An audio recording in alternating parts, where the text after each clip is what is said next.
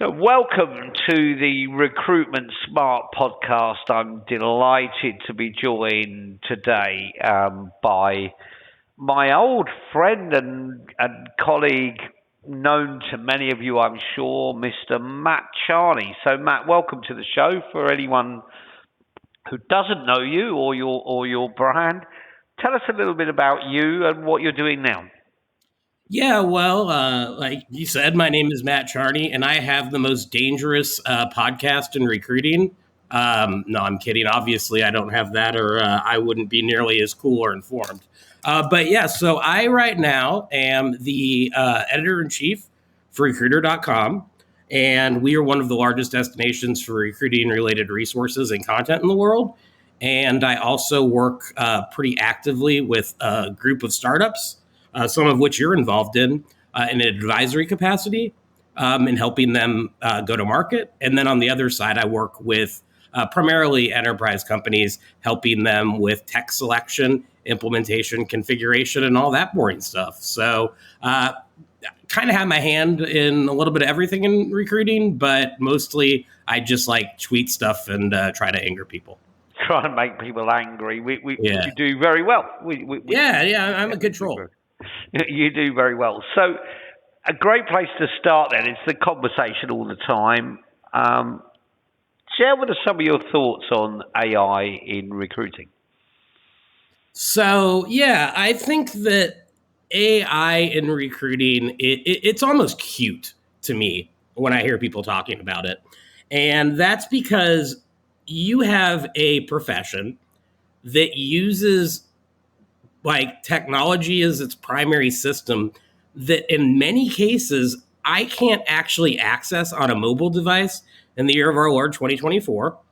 I'm spending millions of dollars a year on like a job advertising, salary negotiations, like basically all this stuff.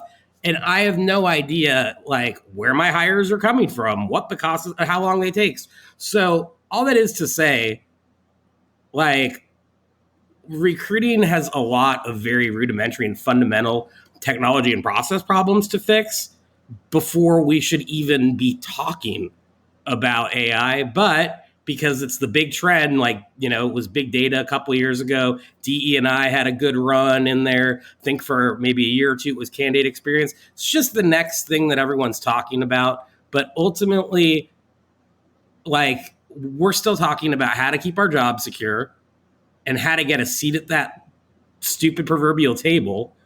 And I think that jumping from how do I determine quality of hire to large language models and algorithmic learning and like object clustering incidences is quite a big jump for a group of people who have made Workday their number one tool that they utilize.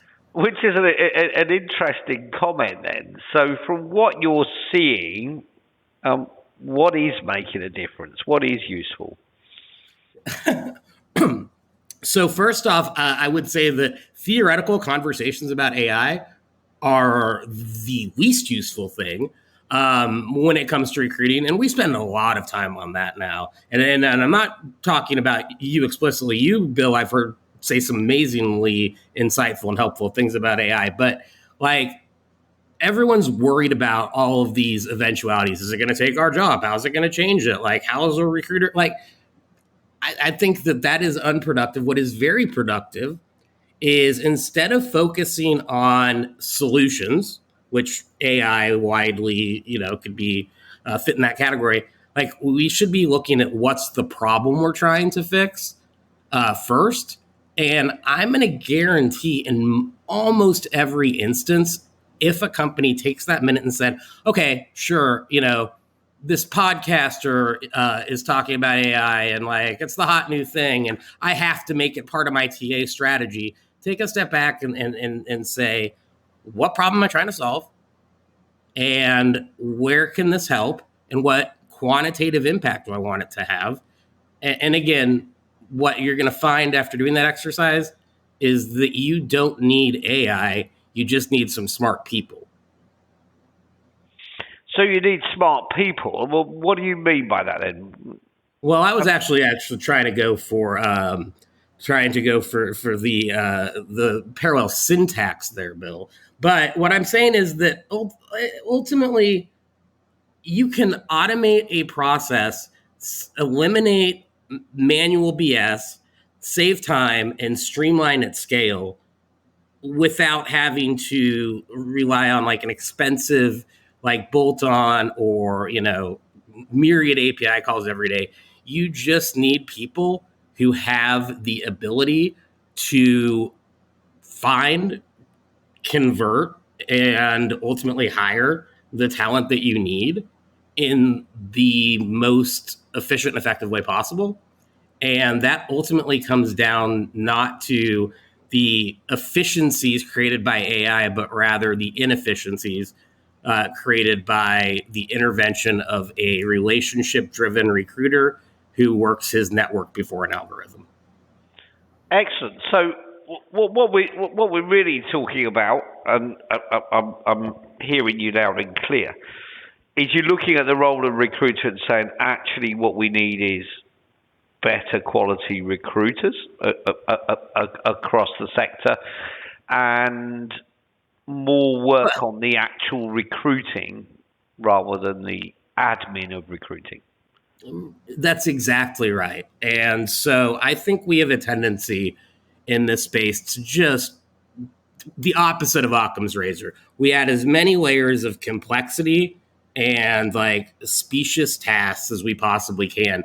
Like you go to a sourcing convention and you're still finding half the sessions on how to build Boolean strings, despite the fact that hasn't actually been required by a search engine, like a major search engine, in over a decade. Similarly, like it's not about how to build the string, it's about the results that string give you. And at the end of the day, all I need is one applicant to be hired into my one opening. I don't need 500,000 records, stack rank so I can ignore them a second time, basically. Exactly right. So what else do you think needs to change in the thinking? If you had a blank book and we were saying, right, Matt Charney, give us the Bible or the playbook for hiring. So what would be? Yeah. So I'm going to just talk from the recruiter standpoint. I have not had a career where I think I have any credibility talking about like jobs, right? Because I'm bad at keeping them. But here's what I think, Bill. I think we need a couple of things. So we're at one of those periods. We hit one of them in 2008. We hit a smaller one in 2020 because of the pandemic. Now we're starting to see another downturn, and we're going to hit another inflection point that you're already kind of starting to see, where recruiters, or at least the bad ones or the transactional ones, or in many cases the agency ones, are switching out of the profession. And so you're really seeing the numbers of overall recruiters and related resources go down just in aggregate globally. Yeah, I think definitely when I looked at that last teams from what I called, we had COVID, and then we had the post-COVID boom when everyone hired everybody and teams grew. They then got reshaped, and we're seeing teams running on about 40% of those levels with no sign of that changing imminently. Right. And, that might be the right place, by the way. That might be the right place for us. Yeah. And what I'm saying is that we've had the opportunity in both of those. I think we might have screwed it up a little bit, maybe in the post-pandemic quick rebound, when you had the FANG companies paying sourcers with 2 years of experience $150,000, like come in and find us a name full of people from the internet. So I think what we really have to be critical about is really looking at what is the role of a recruiter in the future. Because I think inherently, recruiting is a lot like writing. It looks easy and everyone thinks that they're good at it until they actually have to go do it, right? And so I think that if we want to have not only a viable, but a successful future as recruiters, as an independent profession, as a dedicated team and resource within the company, we need to start looking at how we can change our skill sets, not our technology. And those start with a couple of things that I find that recruiters are really bad at, largely. The first is what I would call a business school 101 understanding of data. And I'll give you an example that gets to me like every time. And I'm sure it wouldn't annoy you, but like I always hear recruiters talk about how much ROI they are generating when they, let's say, hire a candidate they source directly versus having to go to an agency. Well, you can't have a return on investment in a cost center because then you're measuring opportunity cost. So you're not even fundamentally approaching this like basic B School 101 measurement problem correctly. But if you cannot align the efforts of talent acquisition to the bigger business and bottom line optimally, but if you can't even show transactional outcomes, and my research shows between 75 and 80% of enterprise companies can't actually answer just the most simple questions to like validate their strategy and the fact that they are contributing to anything. So things like cost per hire, source per hire, we're still terrible at those. And so I think being able to get benchmarks and data literacy is easy, number one. Number two is, I would say, stop focusing as much on dedicated systems and start looking at either consumer or lighter weight models that you can use that are going to help you achieve the end of making a hire, rather than what can we add to our enterprise TA stack that's going to do this function that nobody was asking for. So, if you go to a site like a Product Hunt, I think is a perfect example. You'll see myriad tools on there that aren't designed for talent acquisition that are, mostly free. Some maybe say $10 a month per user, that are infinitely more effective than what we're an RFP for all day. So I say use the tools that are good for you, and stop worrying so much about compliance. Like statistically, you're probably not going to go through a compliance audit ever. And if you do, that's just bad luck, right? So I think take that off and really start focusing more on what you can do with the technology rather than how you can embed that technology into a stack that's already obsolete and outdated. Like, you can polish a turd, as they say over here, but you can't make it shine. And I think that's really what we're trying to do. So and then number three is actually the simplest and most overlooked, Bill. And that's recruiters generally, with some very notable exceptions, know little to nothing about the business that they're working for, the roles they're recruiting for. They know what's in the JD. They optimally met the hiring manager, right, to do an intake, generally in a phone call. But let's say I'm hiring I'll take a position that I did, like a treasury controls representative. I don't know anything about treasury controls or any of that. I don't know any buzzwords beyond like what's in the job description. And I don't know what even goes on in this department that I'm responsible for hiring for. So I think getting closer to the line in the business, picking up not only general business acumen, but just exposure to operations, but also spending time with the people who are doing the work. That's the most underrated kind of thing that recruiters don't focus on, but it makes not only their job easier, but it gives them so much more organizational credibility when you know what happens after that, new hire onboards and goes into the job you hired them for. So why do you think they're not spending time doing that? Well, I think that there are a couple of things. The easiest answer to that is that short of, again, maybe an intake call, all recruiters are trying to do is fill that requisition as quickly as possible, ideally as cheaply as possible if they're internal, and with a candidate that's acceptable, right? And that doesn't require necessarily getting a really good grasp of the business. That means that you're good at using LinkedIn and you can source contact information, like big deal, right? So I think that rather than look at this as you are contributing to closing requisitions and taking in the new hires that are needed, recruiters really need to take a step back and say, okay, well, what are these new hires doing for like this business that I'm supporting? What does it do? And again, I think another reason for that is like people don't necessarily have the greatest amount of trust in recruiters, or often they are not physically sitting with the teams they support. And very few recruiters make the effort to get to know employees who aren't either internal applicants or hiring managers.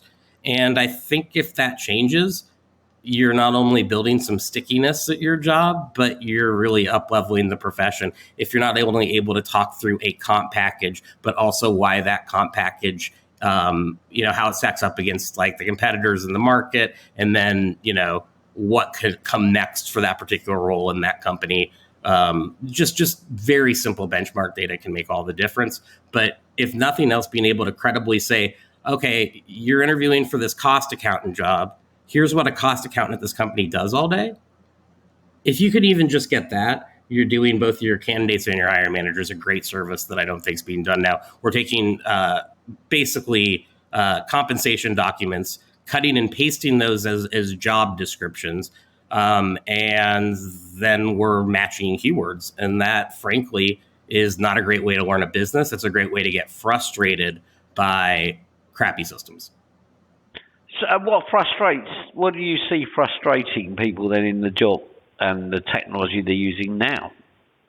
So for recruiters, I think that there's always been a sort of animosity, and I think it's well deserved towards let's call them tier 1 ERPs or legacy applicant tracking systems. So if you're basically your Oracles, your SAPs, obviously your Workdays of the world, and some of the bigger vendors like that, like these companies have technology that is so far behind what we would consider a consumer grade experience right now that it's not only costing companies a bunch of applicants and candidates, it's almost impossible to search through as a recruiter. You practically have to have like a 3-ring binder full of codes to disposition a resume correctly.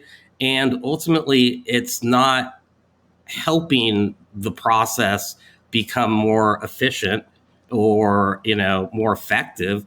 All it is creating the process around its technological limitations. I think that's a huge reason that recruiters get frustrated. I think that another one is that companies, while this is changing, haven't fully appreciated the fact that in a distributed work environment, that we're moving into, like your talent pool is the entire world, and companies are still like, well, everyone here is in San Jose. Where are all the computer science graduates from Harvard? Like, you don't need to do that anymore. So I think, the big frustration is the talent gap. And I think that's simply a myth. I think the talent gap exists because companies, for whatever reason, choose to go after the same finite talent pools within the same geographical locations as their direct competitors have and probably will continue to do ad infinitum. So then it just becomes you're competing against this, against a finite number of competitors for a small supply of talent that's not enough for the market. So you end up paying more. It becomes harder. And all of that can be avoided if you just simply rethink, okay, why does this role need to be in this location? Why does this amount of experience matter? Why isn't this software program a good substitute for the one that you have as a requirement? And I think simply like asking those questions and finding, like alternative profiles and alternative locations is a huge help. So change the systems and change the talent pools. And that's 99% of frustrations. So how much do you think some of the inherent issues or challenges that we see in hiring is caused by a lack of available time? A lack of time? A lack of time. or available time? So I think I think most issues are actually caused by too much time, as opposed to not enough. I think that timing is significant, but it's also an element that on the recruiting side can easily be avoided. It can be avoided because there's always this like rush when you talk to a candidate who you're going to like get through the process. We got to make him an offer. He's talking to 8 other companies. Well, you've already kind of lost at that point in time.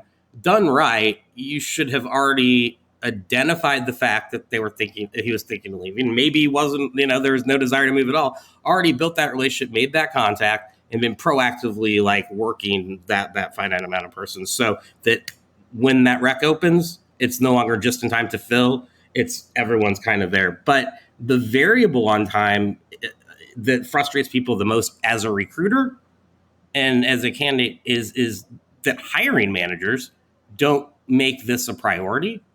They need that new hire yesterday, but good luck getting on their schedule to do employer brand collateral, or even just like interview a final candidate who they had a good phone screen with. That really, I would say that and this increase of panel interviewing or dimensional interviewing, where you're now coordinating like 8 different people who ostensibly are working their butt off schedules.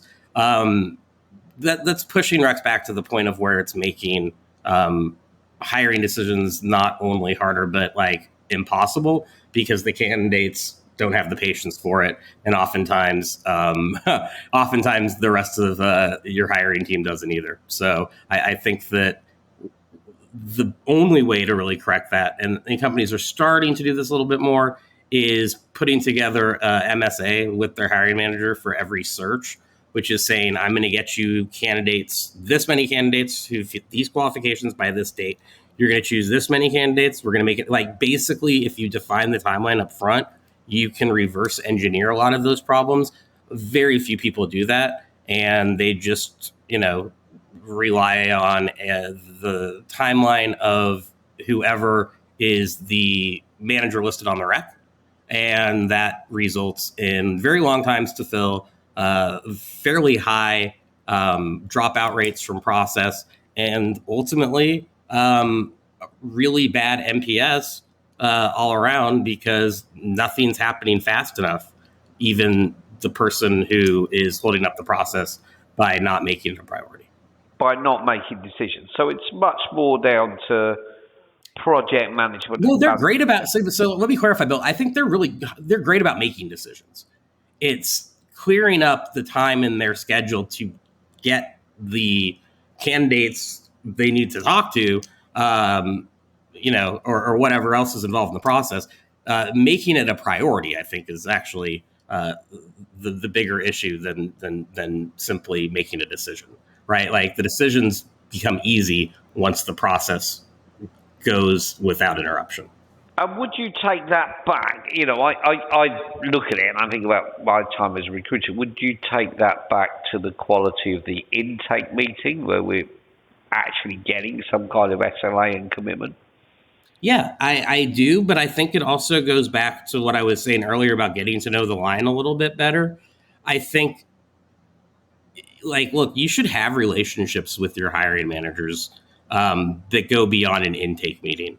So if you know the business, you know the department, you kind of know the function, then you can actually be much better at not only getting that professional service agreement, whatever you want to call it, statement of work into place, because you have that trust. But more importantly, you don't have to spend so what does this role do? What's your management philosophy? You already kind of know what the preferences and styles and responsibilities are for that role. That leaves you the time to really drill down on the things that actually make those 5 resumes that all look essentially the same, and one of them is going to get hired.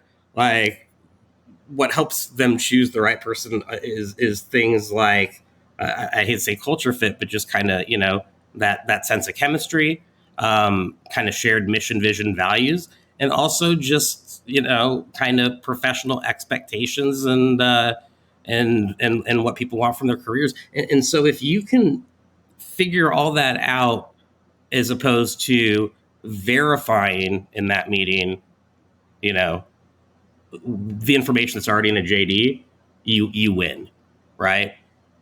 And generally, you're also getting that hire from referral at that point in time. Exactly right. So if we look at a recruiter's role, how much of the workflow do you think can be replaced with intelligent automation or? Well, theoretically, 100% could, because you can automate every single part of the current recruiting process. But I think that really it shouldn't be involved in a lot of the process. We're seeing a lot of research that shows, for example, like experienced and salaried hires, they don't mind AI as long as it stops at the point of the hiring process where you're interviewing. Nobody wants to interview with the chatbot, right? They want to get to know the hiring manager. So I think that not replacing is just as important as replacing parts of the process, like being very selective in that. But I think more importantly, the interactions that matter the most, which are basically the subtext and institutional knowledge as opposed to the content of a job description and process knowledge, like you can take an intern and teach them the former, and that intern will probably soon be making six figures running, an enterprise TA organization, but really don't need to know anything except how to push buttons. But where the real skill comes is how to present and submit a candidate to a hiring manager, focusing on the things that the hiring manager cares about, even if it's not, highlighted in the job. You've already sussed that. And I think it comes down to being able to not only build trust and a little bit deeper relationship with, the talent in your market, but also being able to do a little bit of quid pro quo, helping them out with, they have a friend who's looking for, just really any sort of highly personalized one-to-one human interaction. That's not generally part of the hiring process, but it's what wins the quote war for talent. You know what I mean? I know exactly what you mean. And the thing I'm really thinking about is a couple of statements you made. You said theoretically 100% of the hiring process can be automated. Yeah. And I wouldn't disagree with that, but equally that we wouldn't necessarily want to do that. No, we wouldn't. Although there are some roles where we might, where it's proving actually pretty effective, where we're saying, well, some high volume stuff, if we automate 90% of this, I've looked at organisations and saying we don't actually meet anyone until it's almost at the offer stage. And there's a lot of efficiency coming out of that.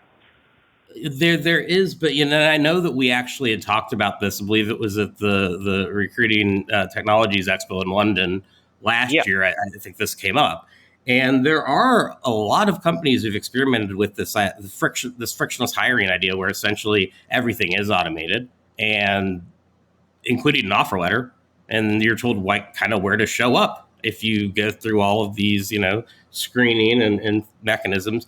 The problem is, because you have no actual human connection up to that point, you're not going to show up for the first day of work. You don't have any skin in the game. So I think that no matter if it's high volume or whatever, the recruiter from an external perspective for almost all employees coming in is going to be the only person they know at the company. And if they don't know anyone at the company at all, and they've never really even interacted with them,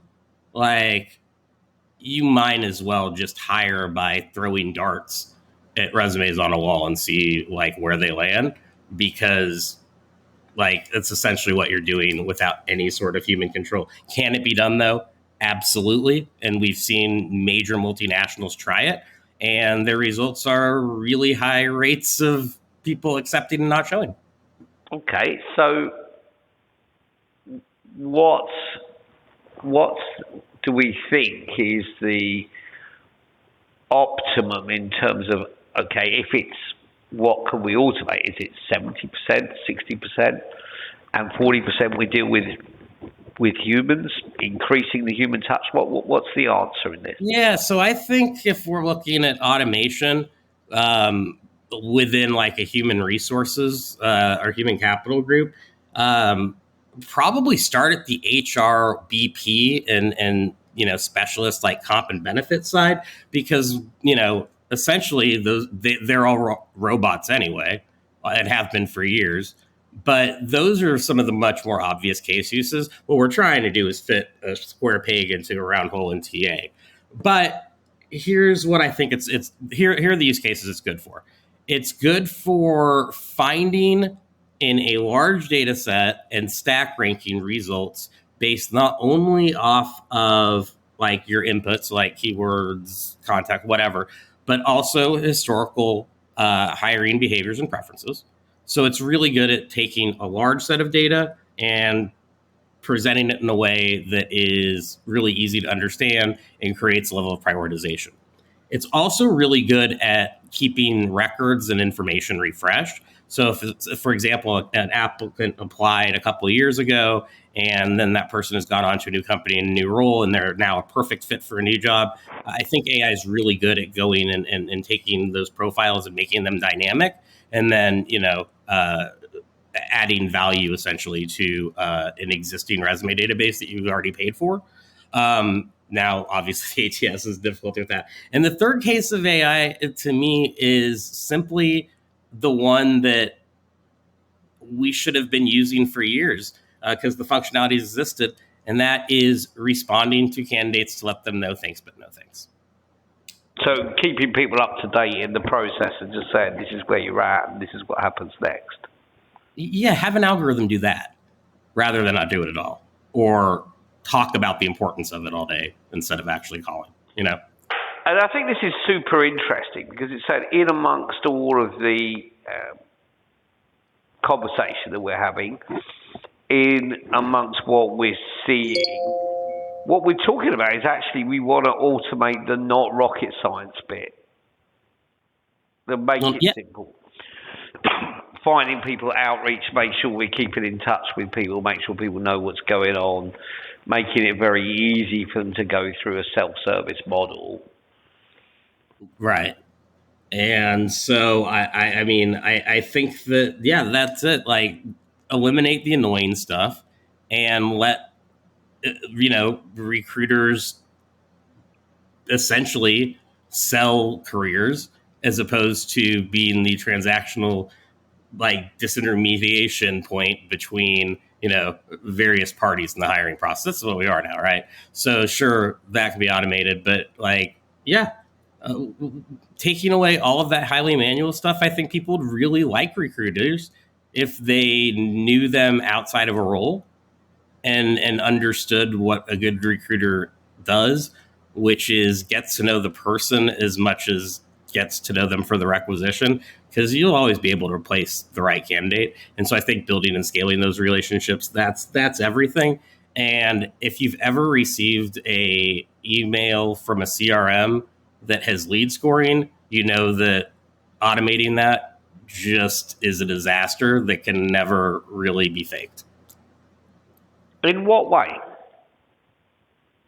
Well, so if I have like let's say I have various campaigns set up in HubSpot where if I do take this action, then I'll get this email.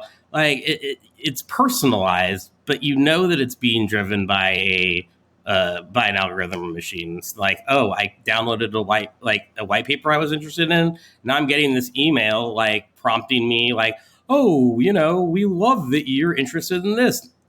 Why don't I set you up with a sales call?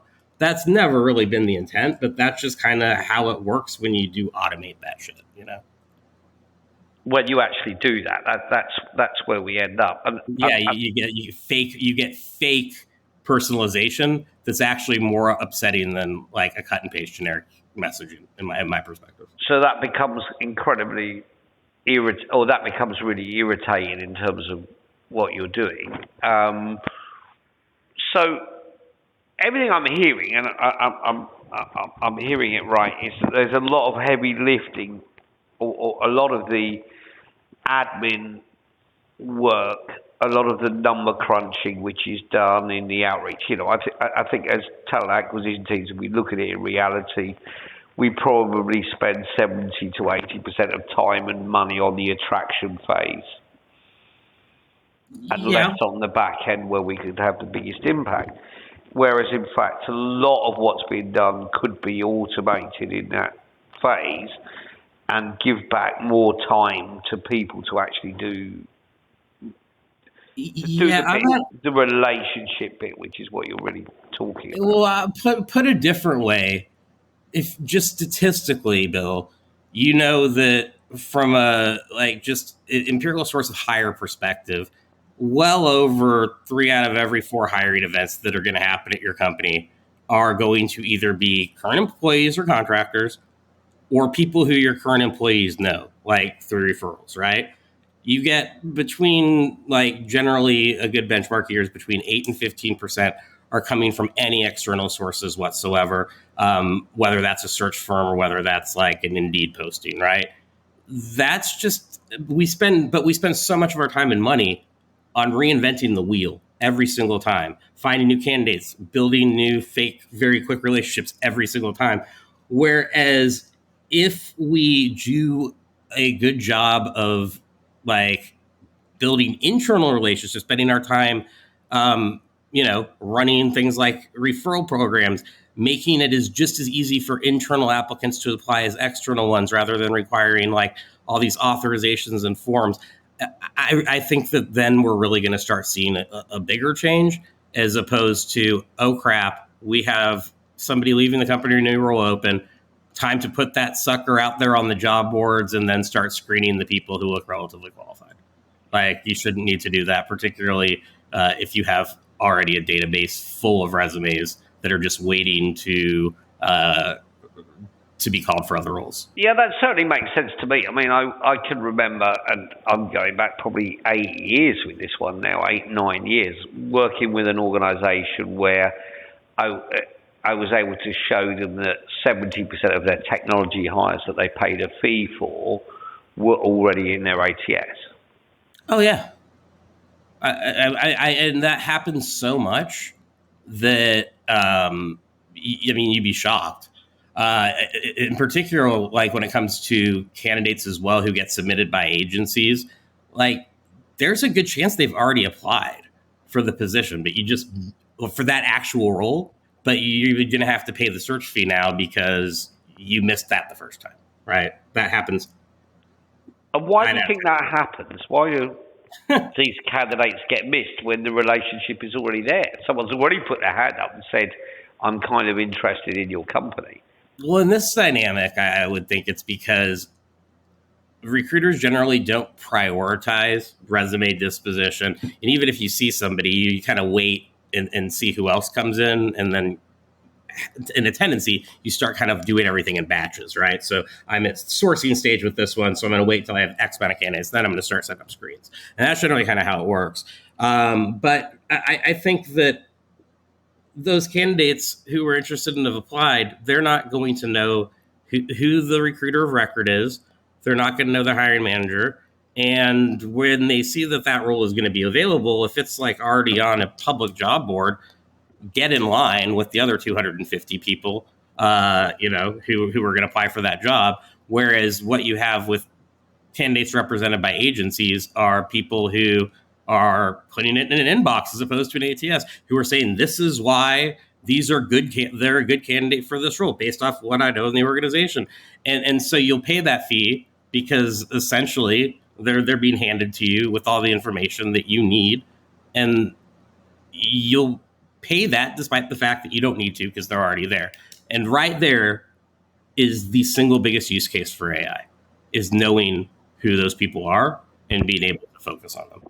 Which I think is the two aspects of that, which is one, being able to search at scale a relatively large data set.